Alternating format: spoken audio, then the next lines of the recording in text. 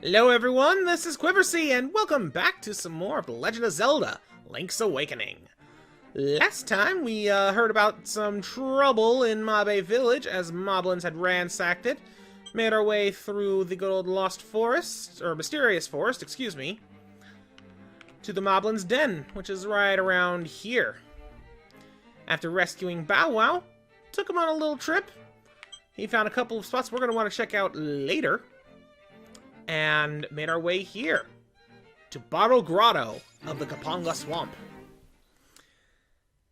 And I gotta say, just standing in here for a moment, I think this is probably my favorite music remix so far.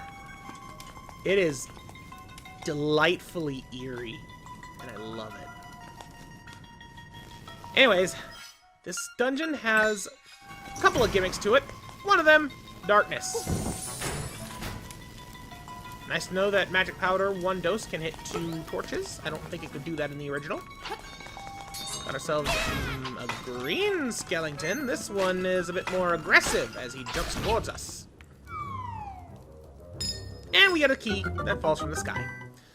So we have a couple of choices with this. We can go south, we can go west, or we could just keep our key and keep going east.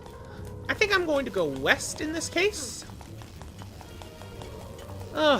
And where to begin with the Dungeons and Dragons iteration I did of this? Because this is easily the most memorable of those for me.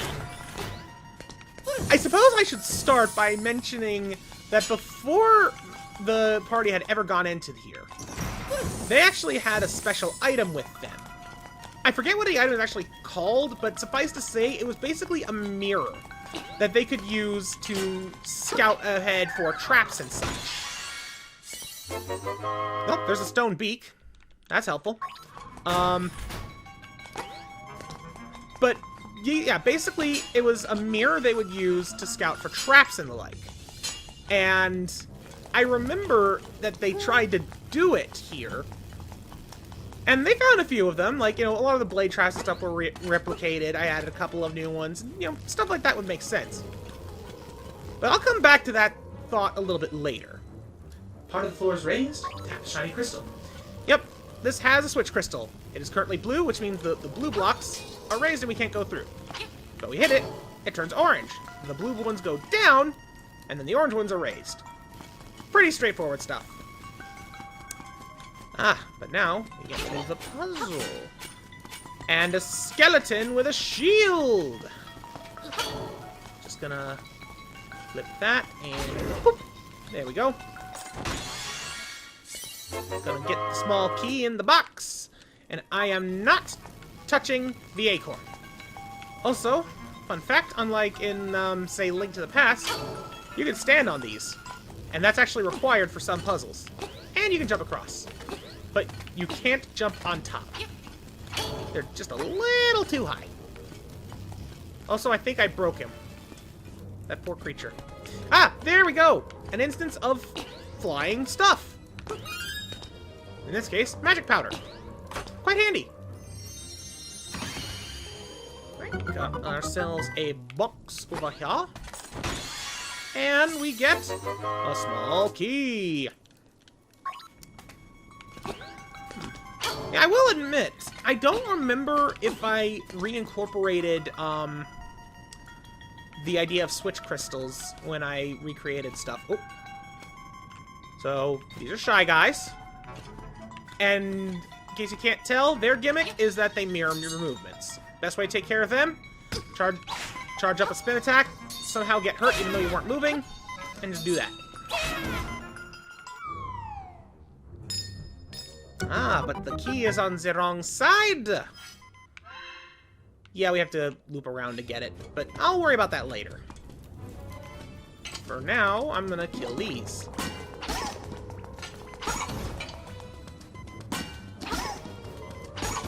There we go. I thought something would drop in here, but I was wrong. Well, we've got a couple of keys, so let's keep going forward.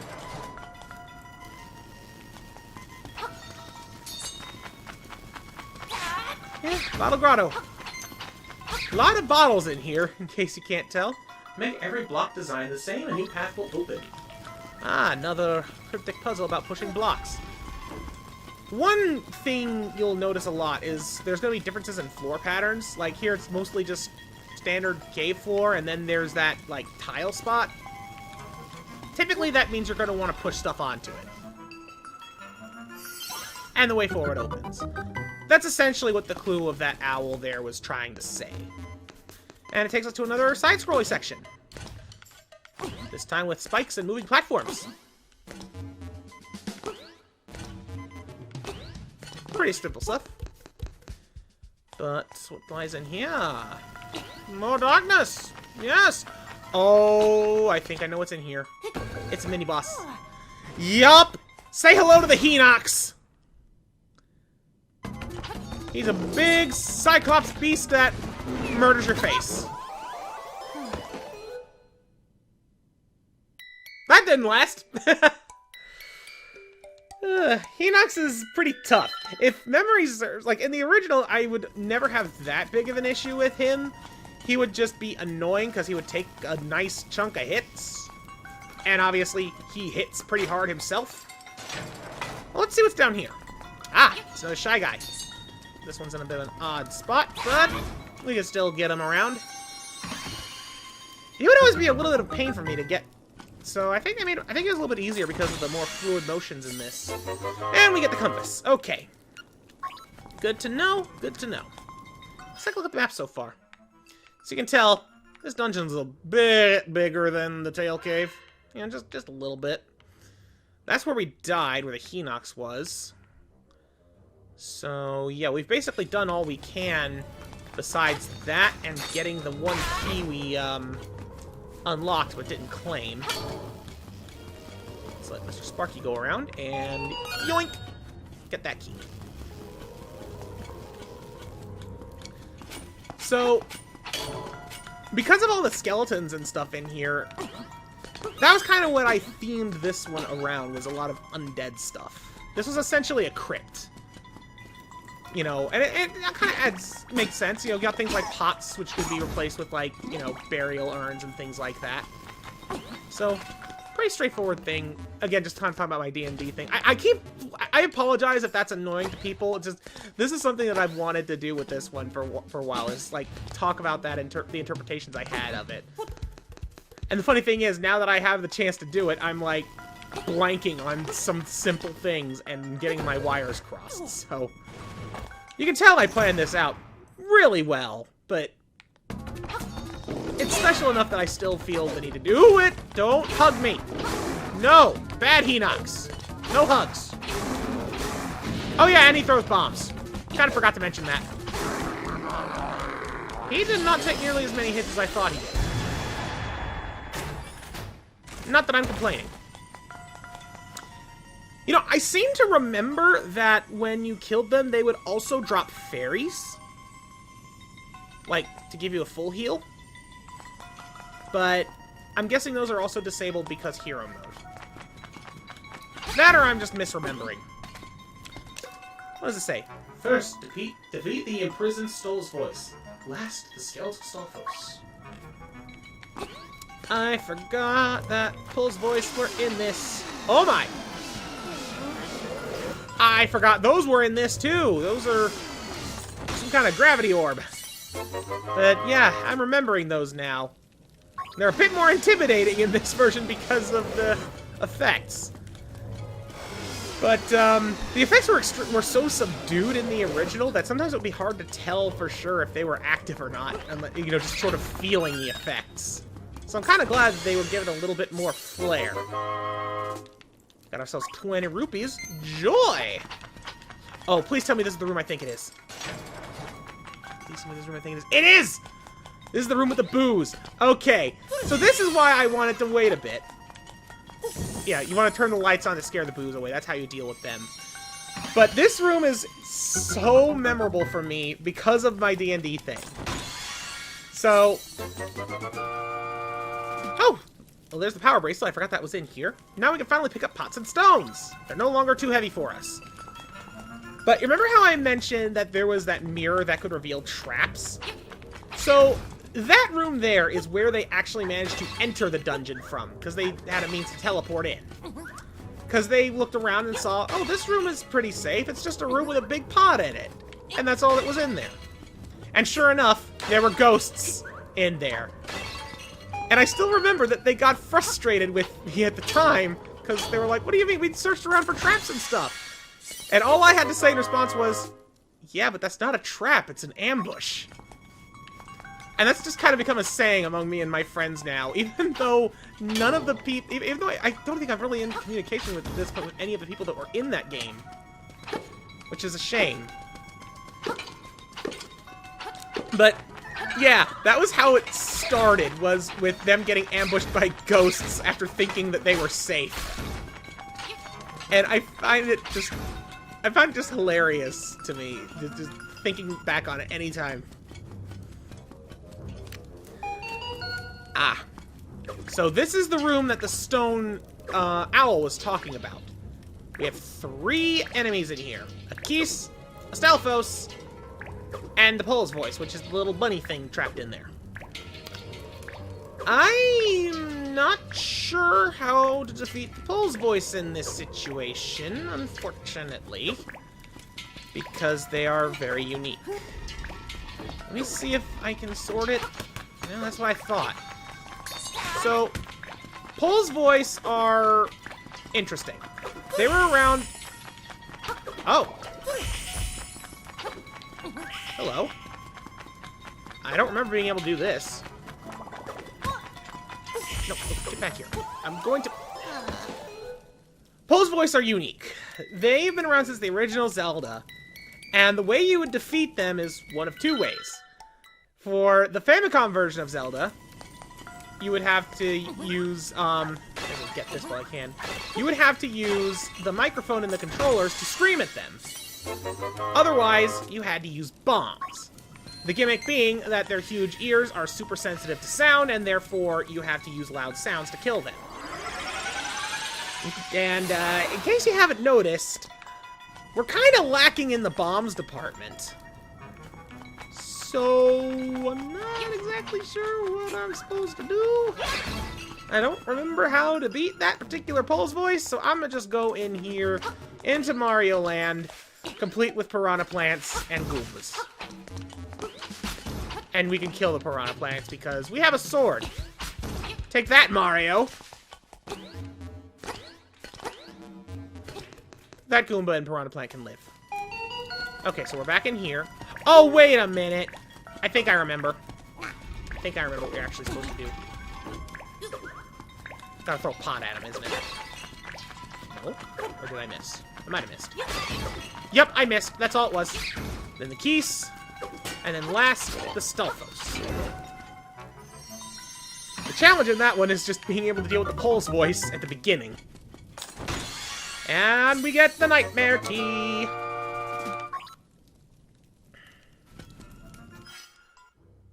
Let's see. So we want to go up. And it looks like that's all that's left. Going here, going to the right. And then we are in this room. Let's go ahead and clear it out. Ow! Rude creature. There we go. These pots are definitely a bit more, flimsy than they were in the original. Considering we could break them by throwing them at each other, which makes sense. But you couldn't do that before. They were solid as a rock, literally. Yeah, no more Zenny in there, but I had to destroy the pots. I'm Link. It's what Link does. And now we're introduced to these. Sometimes in the side-scrolling platform areas, you're given weighted platforms. I want to see something. Can I, like, just drop it? Nope, you can only throw. So, if we step over here, we'll see this thing just has a face. It doesn't like us very much. That face means that we are not heavy enough for it. And we can just try and throw these pots, but they're just going to break. So what we actually want to do is grab a pot and step on it. After that, we are heavy enough, and down we go.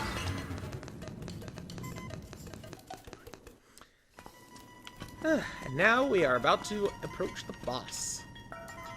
Now I remember in the D&D thing I did, those ghosts back at the beginning, the gimmick with them was that they were ghosts with the ability to possess people, and I actually had one of the party members get possessed by a ghost, and they basically turned into the boss of this dungeon, defeating him in order to basically regain him as an ally.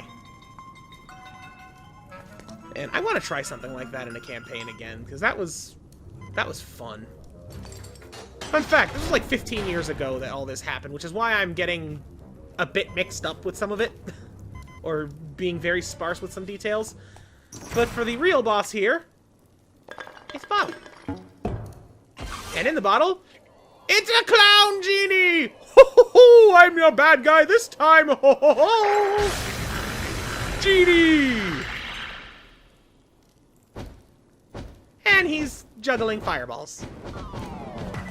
So, in the original, he would not say, I'm your bad guy this time, I'm pretty sure. He might have. No, I think he did, actually. Never mind. He's supposed to say something else, though. I can't move, but I'm still alright. Your little sword won't break this bottle. Even the walls here look tougher than that dinky thing. Okay, he definitely didn't say that before. He didn't say the thing about the walls.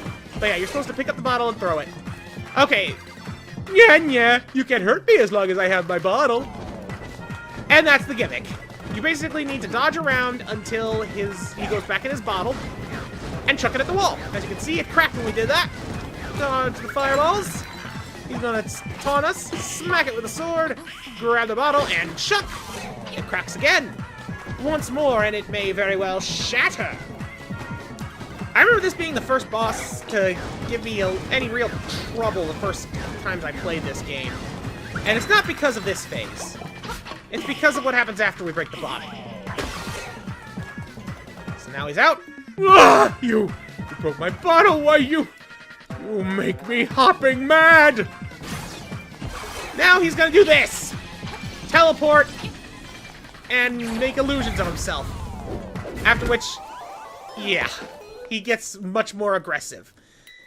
In the original, I seem to recall that when he did his little shadow clone thing, they would move around relatively fast and could be pretty hard to track. And I'm not sure if he's gonna do it later or what, but yeah, this is faster. I seem to recall that whenever he how to say it? Basically, like, you saw how he threw the fireball and then he started punching? He didn't do that. He would warp around, he would throw the fireball, and he would go back into the shadow form to just kind of warp around. So he'd just kind of go back and forth like that, and you would have to basically guess which one was going to be the real one and attack him with a very small window of opportunity. So, yeah, not the easiest thing in the world to deal with, if you think about it. I might be slightly mistaken on how he operates there, but I'm pretty sure that he basically never does, like, do that charging punch. Anyways, back to Bottle Boy. Okay, and he doesn't do his intro. He just goes straight at it. Dodge his fireballs. He also does take a little bit just because of this. Yeah. Can't move. Can't break the bottle unless I throw the bottle at the wall, which is harder than your bottle. Can't hurt you as long as you got the bottle. Gonna break you after I break your bottle. Whoop.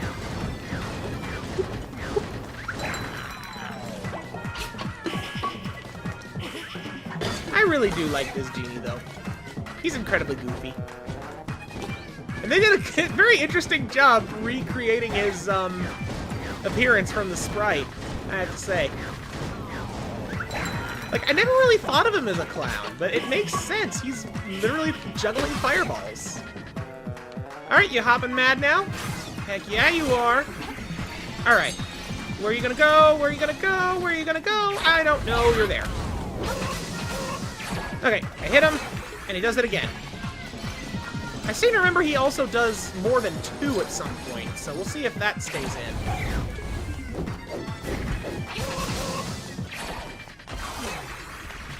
Looking like a no.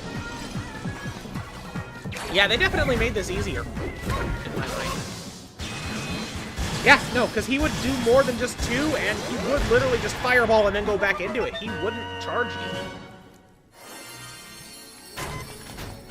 Interesting. I wonder how many other bosses got changed. I can think of a couple that could use it. But we'll see. Either way, we have acquired the Conchorn!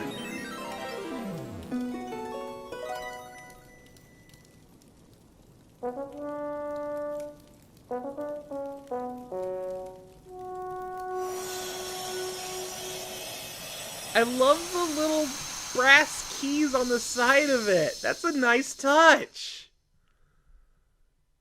Prairie. Prairie.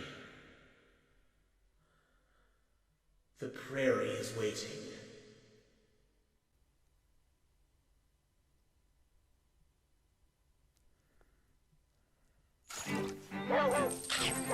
And with that, we have our next major clue as to where to go.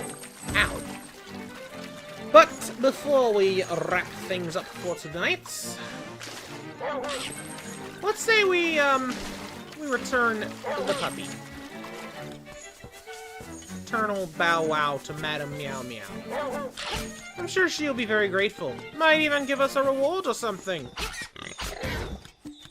After all, not only did we save Bow Wow, but we have fed him a healthy diet, complete with toxic swamp flowers and demon pig flesh.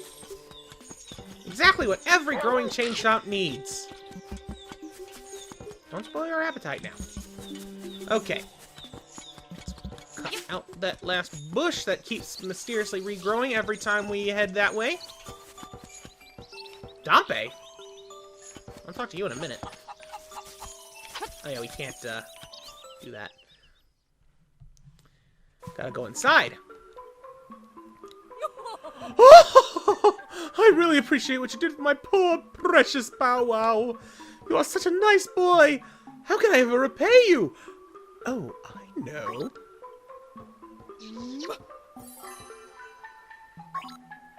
You got a reward from Madam Meow Meow.